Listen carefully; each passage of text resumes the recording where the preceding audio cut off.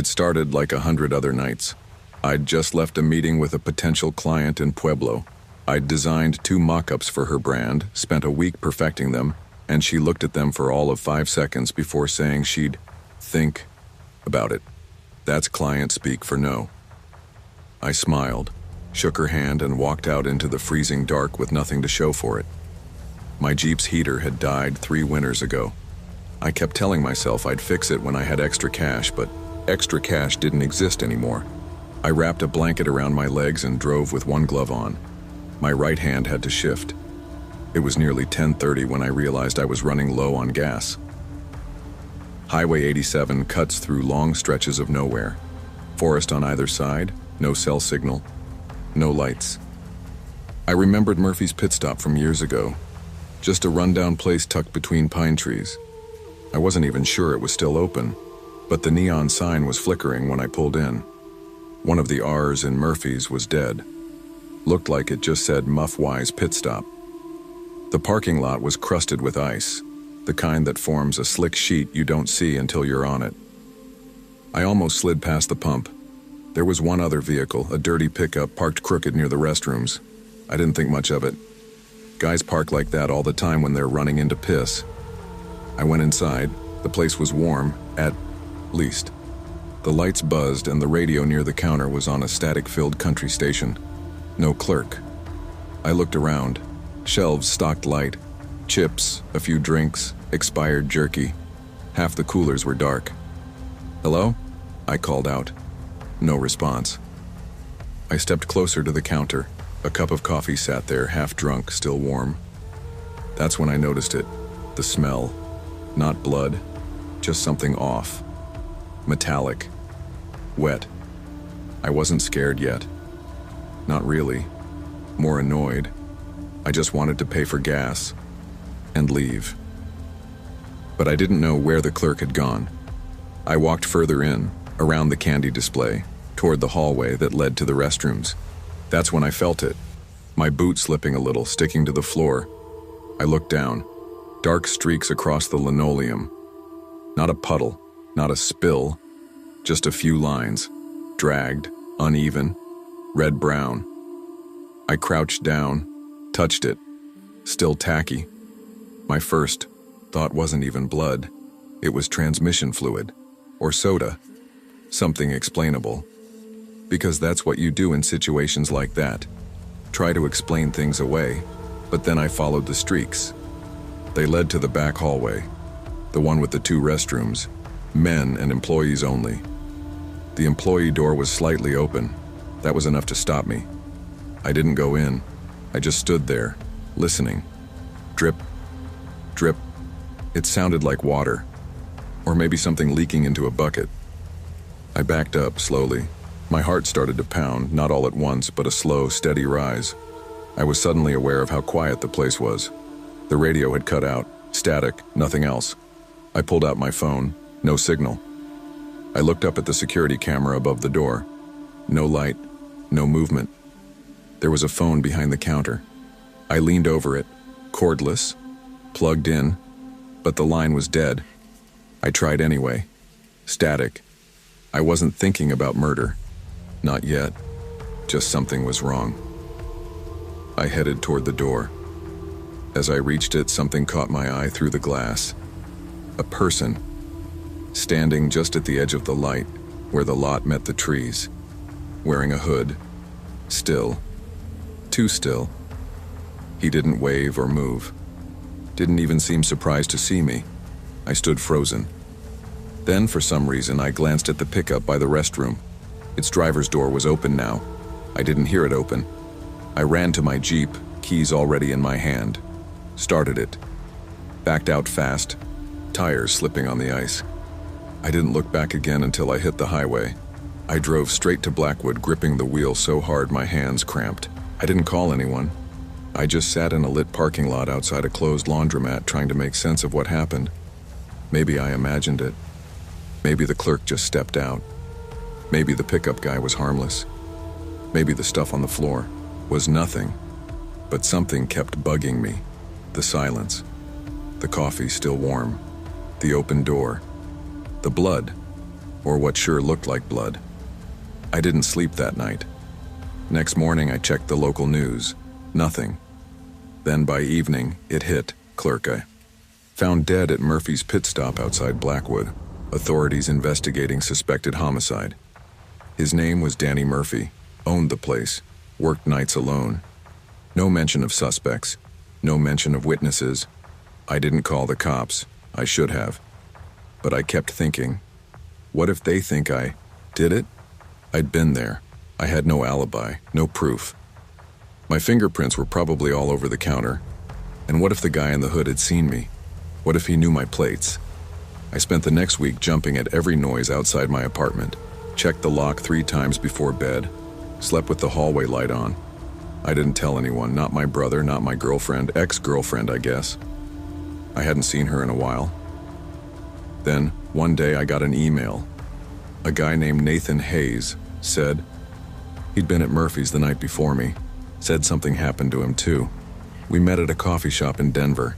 Nathan looked older than his photos, tired, worn out. He kept glancing over his shoulder like he expected someone to walk in behind him. He was a freelance travel writer. Said he'd been heading toward Aspen for a skiing article when his car hit black ice and he limped it to Murphy's pit stop. I only went in for coffee, he said. But the clerk, this woman Lena, she asked if I had cash. Said the card machine was down, but it wasn't just that. She was nervous. He paused, took a long sip of cold coffee. I went to the restroom, heard 2 guys arguing in the hallway. One of them said something like, "Just get it done before the cops come sniffing." When I came out, she grabbed my arm and told me to leave. She said they'd been sitting outside for an hour, waiting. He ran, made it to his car. Said he heard a gunshot as he peeled out.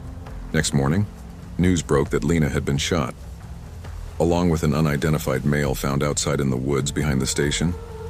I sat there in silence, trying to keep my hands from shaking. "Why tell me?" I asked. He pulled a blurry photo from his coat, shot from a dash cam. A man in a hoodie, standing half in shadow outside Murphy's. "He saw me too," Nathan said. I looked at the photo. Something about the posture, the stillness. It was the same guy. I didn't doubt it. Neither of us ate the rest of our food. We both got up and left without saying goodbye. I haven't been back near Blackwood since. I take longer routes now, avoid rural highways. I always fill my tank before it drops below half. Nathan and I kept in touch for a bit. Texts, emails. He sent me an article draft about gas station violence and rural crime. Then he went dark. His number stopped working. Socials gone. Email bounced. Don't know what happened to him, but sometimes I think about that night. Not the blood or the silence. The man in the hoodie. He didn't chase me, didn't pull a weapon, didn't run. He just watched. That's the part that sticks with me, because watching means patience. Like he wasn't in a hurry, like he knew he'd get another chance. Some nights, I dream I'm back at Murphy's. The door won't open, my Jeep won't start, and he's there again, closer this time. When I wake up, I check the windows. I check the locks. Sometimes I go down to the street just to make sure the Jeep's still there. I don't know if he followed me, but I do know this gas stations like Murphy's, they're not just places, they're traps. And one night, someone else is going to pull in needing gas, cold and tired, thinking it's just another stop, and they won't leave. Not because they made a mistake, but because someone was waiting.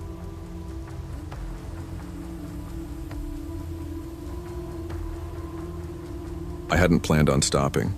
I was running on 4 hours of sleep and 3 cans of store-brand energy drinks, heading home after editing a late-night live broadcast at the station. I could barely keep my eyes open, but I remembered I still had half a sub in the fridge, and I really wanted those spicy dill pickles they sold at Redfield's Quick Stop. Dumb, I know. But sometimes your brain latches onto something, and it doesn't let go. Redfield's was a weird little place, off Route 19, just a blip between towns. I used to stop there during my college days when I'd visit my mom in Harrisburg.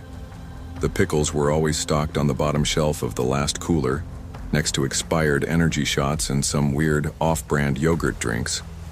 No one ever shopped there except truckers or night shift guys like me. It was just after midnight when I pulled in. Fog was coming in thick, curling around the building and dulling the flicker of the red and white sign above the pumps. The place looked half shut, like someone forgot to close it down, but the open light buzzed faintly in the window. I pushed the door open. The bell chimed overhead, that tired little ding that always seemed a little slower than it should have been. "Hey," I called out, half expecting Mitch, the guy who worked most of the night shifts, to be behind the counter eating pork rinds or watching a sitcom on his phone. But the place was silent, coolers humming. One of the ceiling fluorescents flickering. The counter was empty. A half-drunk coffee cup sat by the register, steam still curling from the lid. I didn't feel scared. Not yet. I figured Mitch was in the restroom or restocking something. I headed to the back cooler. The pickles were there, right where they always were. I grabbed a jar and turned toward the register. Then I noticed something on the floor. Dark, spattered, drops leading toward the hallway by the restrooms. My stomach tightened. I don't know why I followed the drops. I wasn't trying to be a hero. I just didn't know what else to do. The store was empty and the hallway had that kind of stillness that makes your ears ring. The drops weren't heavy, just a trail like someone had cut their hand and tried not to make a mess. I told myself it was oil, maybe mop water, but I knew better. I reached the hallway. The door to the employee bathroom was open a crack. I leaned in, just enough to peek. The light was on, humming like a bug zapper, and I saw a boot. Just the toe, sticking out past the frame. Brown work boot. Still, I backed up immediately. My heart had gone from cautious to full-on racing, like I was about to run a red light and couldn't stop. I didn't check, didn't knock, didn't want to see any more. I set the jar of pickles on the nearest shelf, don't ask me why, and walked fast toward the door. Not running, just fast enough that I wouldn't trip. I stepped outside into the fog, pulled my phone from my jacket, and called 911. Redfield's Quick Stop, I told them. There's blood in the hallway, and I think someone's hurt. Maybe worse. They asked if I was still inside. I said no. Then they asked if I saw anyone else. I hadn't. Not yet. But when I turned to look at the front of the building, I noticed something in the window. Movement, like someone had been standing just behind the cooler out of sight. The dispatcher told me to stay in my car, so I got in, locked the doors, watched the fog roll in thicker. It took the sheriff about 15 minutes to arrive. In that time, I never saw anyone come out, but I swear I saw the shadow move again. Just once. Just enough to know whoever it was wasn't gone. When the squad cars pulled in, their lights lit up the fog like a strobe light behind a shower curtain. I opened my window and waved them over. Told the first officer what I saw. What I didn't see. 2 deputies went inside while the others stayed with me. They asked the usual questions: when I arrived, what I touched, what I heard. I mentioned the coffee cup and the pickle jar, feeling stupid for including details like that. But they didn't laugh. After a few minutes, one of the deputies came back out, face stiff. "You said his name was Mitch?" he asked. I nodded. "Well, Mitch is in there. Bathroom. He didn't make it." I didn't say anything. Just stared. Out the windshield. They found a tire iron next to the body. Blood on the wall. No sign of a struggle. Like someone caught him off guard. There were security cameras, but the sheriff told me later the DVR had been pulled. Wires cut. Clean. Like whoever did this knew what they were doing, or got lucky. They swept the store. No other exits. No one. Hiding in the back room. No vehicle out front except mine. So where'd the guy go? I didn't sleep when I got home. Sat in my living room with the lights on, TV muted. Rex lying next to the couch, ears twitching at every sound outside. And then, around 3:30, I noticed something off. The front door. It was ajar. Rex was outside. He never goes outside on his own. He doesn't even like the cold. I walked over and saw scratch marks near the back door frame. like someone had tried to force it open, but nothing was stolen. Not my laptop, not my speakers, not the half roll of cash in the kitchen drawer. Just one thing had moved. My laptop was open and the audio interface was powered on, like someone had touched it. Maybe trying to delete something, or maybe just listening. The next morning, Sheriff Dawson called and asked if I could stop by. Said they had something to show me. The station was cold, sterile, the kind of place that smelled like old paper and burnt coffee. The sheriff sat me down in a side room and slid a photo across the table. Grainy still from one of the store's outdoor cameras, the only one that hadn't been tampered with. Timestamp, 11:58 p.m. 2 minutes before I walked. In the image showed a tall figure walking away from the building. Hoodie pulled low, face turned just out of view, hands in his pockets. Calm. Came out of the bathroom hallway, Dawson said. We think he finished with Mitch, then was heading for the lot. My mouth was dry. I stared at the figure. If he was leaving, I asked, where'd he go? The sheriff leaned back. Good question. There were no fresh tire tracks, no footprints leading into the woods. Like he just disappeared. That didn't make sense. But what he said next made less. You mentioned your dog was outside when you got home? Yeah.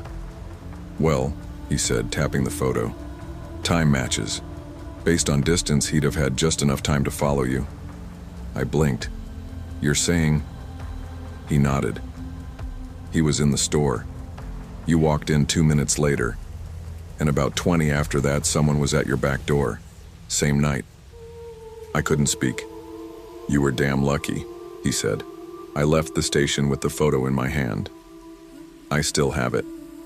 Black and white. Blurry. Nothing special, except for the way the man's head was turned. Not away from the camera, but slightly toward it like he knew it was there. That was 6 weeks ago. I've got locks on every door now.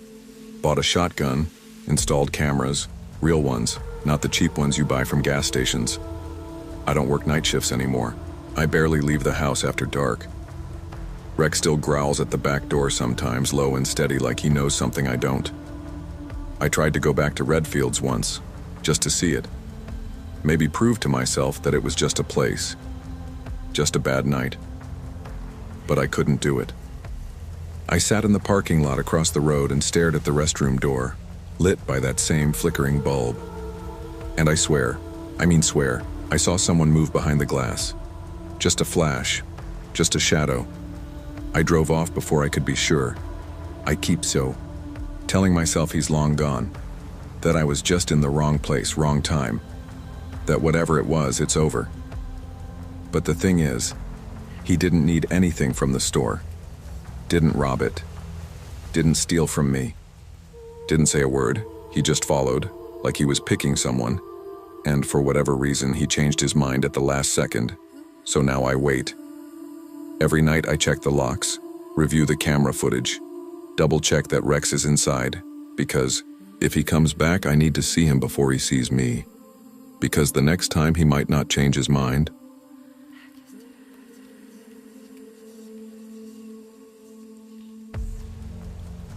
"12-hour shifts change the way your brain works. You start counting time in cigarette breaks and coffee refills. You tune out the worst of the calls, overdoses, screaming kids, the ones where you know they're lying about the gun, but some nights the tension doesn't shake loose. It lingers in your shoulders, in the spot between your eyes where the stress headache lives.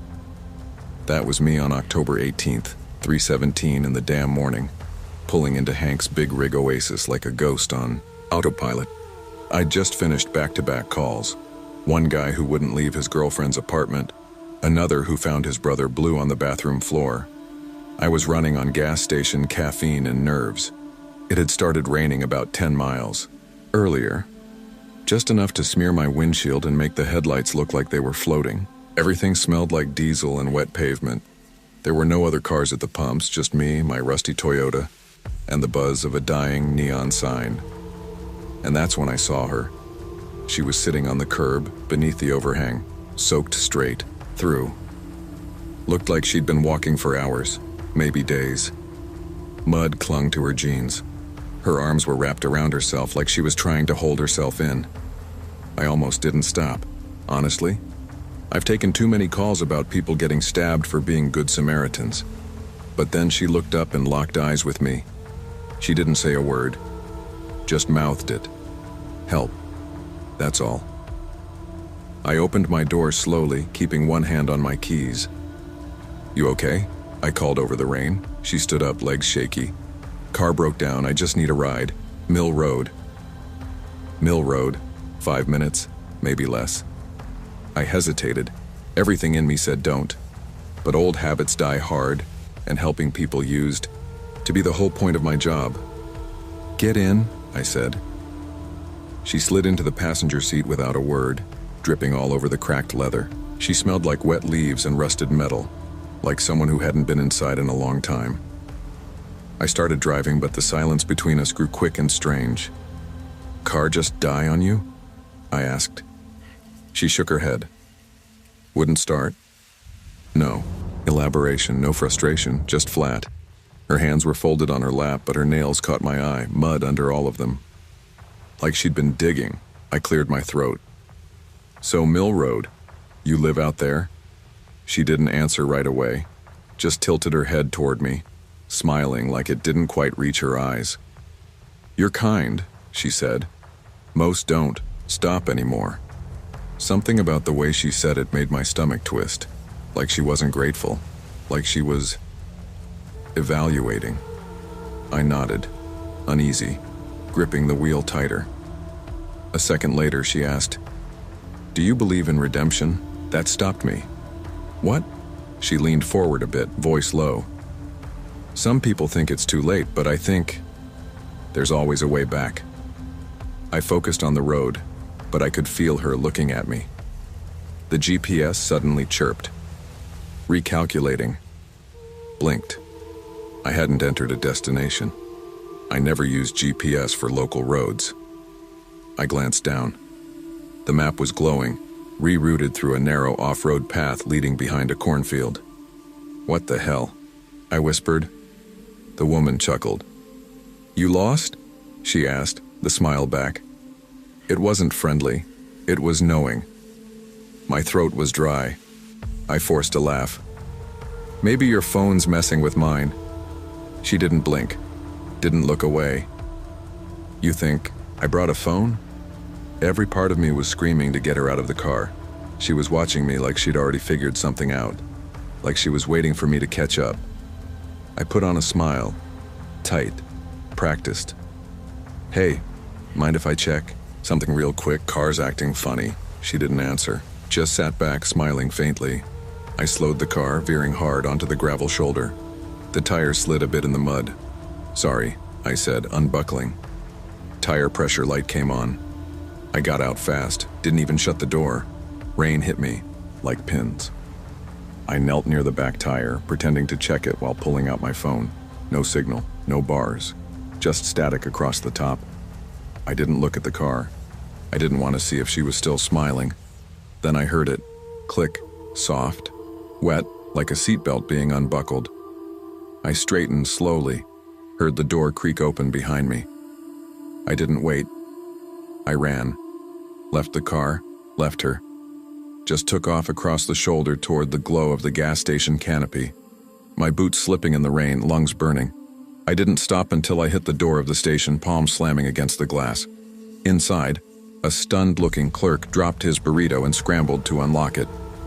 You okay? He shouted. I turned, around. The road was empty.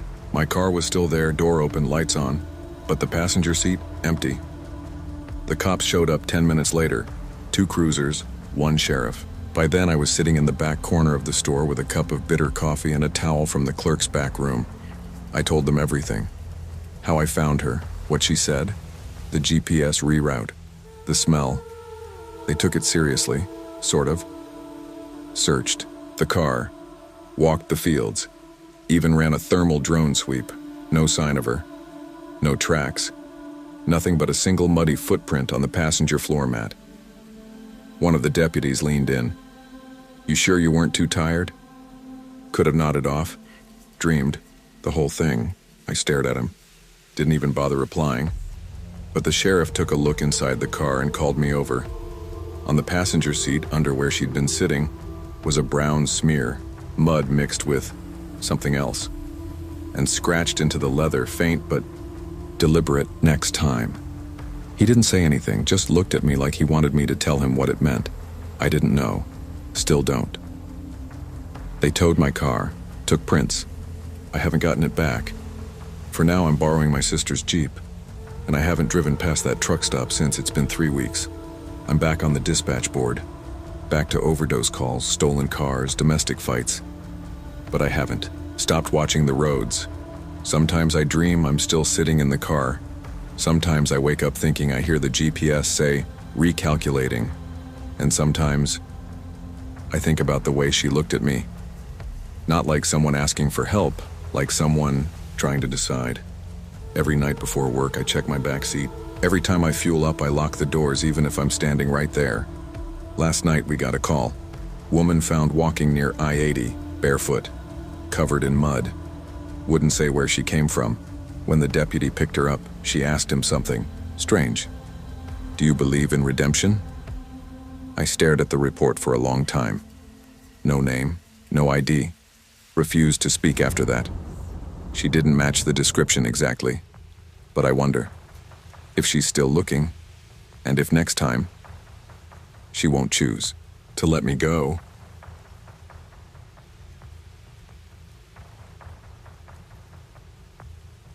They say nothing good ever happens after midnight. I used to laugh at that. Not anymore. Before all this, I worked graveyard shifts at Lone Star Fuel and Go, just outside Blackwell, Texas.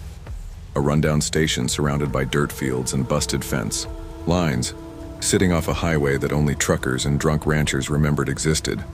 It wasn't supposed to be forever, just something to cover rent while I figured things out. 29 years old, a few dropped-out college credits, a long-distance ex and no real plan. Nights at Lone Star were quiet, sometimes mind-numbingly so. I'd sit behind the counter with a styrofoam cup of stale coffee, flipping through whatever paperback I brought, Stephen King, mostly.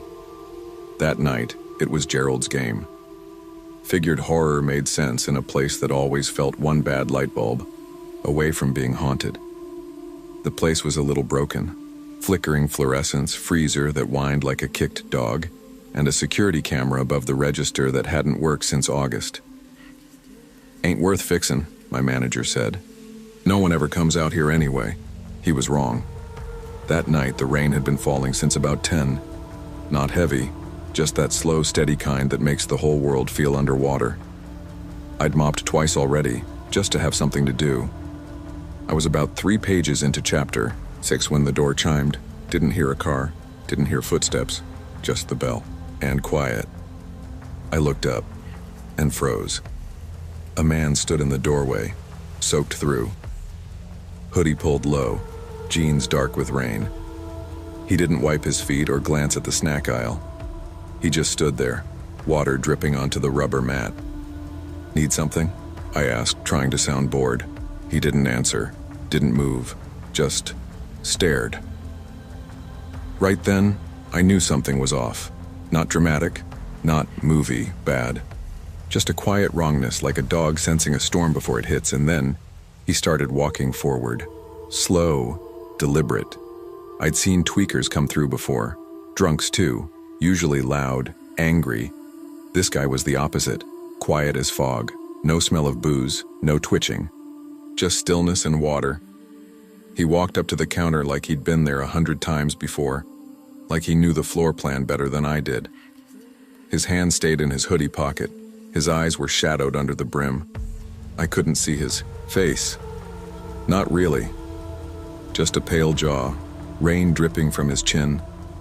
He didn't speak at first. Just looked down at the counter. Then finally, in a low, calm voice, "Empty the register." My heart skipped. He didn't yell it.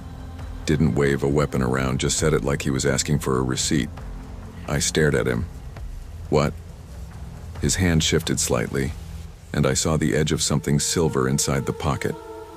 Not enough to be sure, but enough. "Don't be a hero," he said. Same quiet tone, like he was giving me advice, not a threat. My fingers moved before my brain did. I punched in the manager override and the drawer popped open with a mechanical clack. I pushed the bills toward him with a shaking hand. Maybe $140, maybe less. He didn't reach for it. Not at first, just stared at me again, head tilted slightly, like he was curious, studying me. Take it, I whispered. Please. He didn't blink. A bead of rain rolled from his sleeve and splashed onto the counter. The sound was louder than it should have been. Finally, he reached out, took the cash in one hand and folded it neatly. Like it was a letter, tucked it into his hoodie, still didn't move fast. No rush, no threats. Just stood there. Then, without another word, he turned and walked toward the door. The bell chimed behind him, and the rain swallowed him up. I stood there for a long time, staring at the automatic doors like they might swing open again. My hands were still trembling. The register drawer hung open, empty except for coins and receipts. No one else came in. No headlights passed the windows. It was like he'd never been there, except he had. I could still see the shape of his footprint in the puddle by the mat. A ghost made of mud and water. I didn't call the police right away. I know how that sounds, but in that moment something stopped me. It wasn't fear exactly. More like hesitation, confusion. The guy hadn't screamed, hadn't even pointed the gun. It was all so slow, so quiet, like a dream you remember in pieces. Eventually, I dialed, reported the robbery, told them I didn't see his face. No, the camera didn't work. No, there weren't any witnesses. Just me, the cash drawer, and some wet footprints. Cops showed up an hour later, tired and unimpressed. One of them asked if I was high. No drugs? The deputy asked, looking around the back room like he expected to find a bong and some Doritos. You sure you didn't imagine it? I wanted to snap, but I didn't. Just pointed at the counter. There, still visible in the flickering light, was that single water droplet, the one that fell from his sleeve. The deputy just grunted. Could be anything. I didn't argue. What was the point? They dusted for prints half-heartedly. Took my statement. Promised to file a report like that ever meant something. When they left, the place felt colder, like he'd taken something more than cash with him. I finished my shift. Didn't. Read another page. Just stared at the door until sunrise. I quit the following week. Told my boss the hours were messing with my head. He didn't ask questions. Probably figured I'd found something better, which was a joke. There isn't anything better than $11.50 an hour and a free soda on shift out there. But I couldn't stay. Every creak made me flinch. Every late night, customer had me holding my breath, and every time it rained, I saw him standing there again. Soaked, silent, not angry. Just there. People think robberies are loud, violent, shouting, chaos, alarms. But this wasn't that. This was like being stared down by something too calm, something that didn't need noise to be dangerous. I packed up that Friday, didn't tell anyone at the station goodbye, just left my name tag on the counter and drove off. I haven't been back since. Sometimes when I'm driving down a dark highway and pass a gas station glowing like a lonely lantern, I slow down. I watch the windows, and I wonder if someone's inside, waiting. I don't tell people about that night anymore. It's not that they wouldn't believe me. They might, but they wouldn't get it. They'd make it about the gun, or the money, or the cops not caring.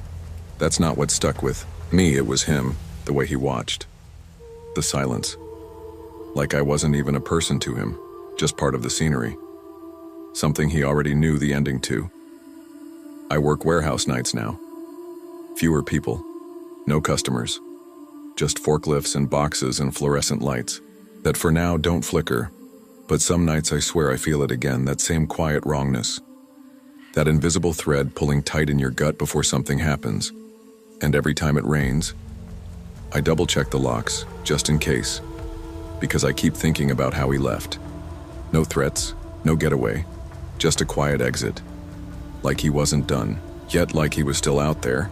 And maybe the next time he walks into a station at 2:37 in the morning, He won't leave as quietly.